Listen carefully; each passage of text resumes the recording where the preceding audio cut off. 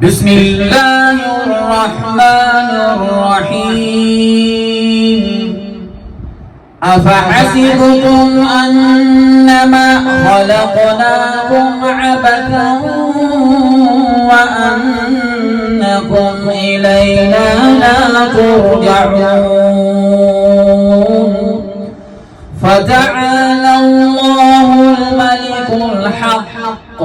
لا إله إلا هو رب العرش الكريم ومن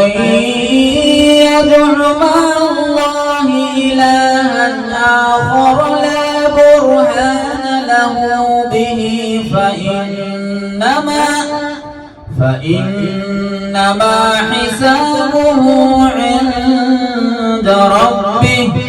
إنه لا يفلح الكافرون وقل رب اغفر وارحم وأنت خير الراحمين صدق الله العظيم.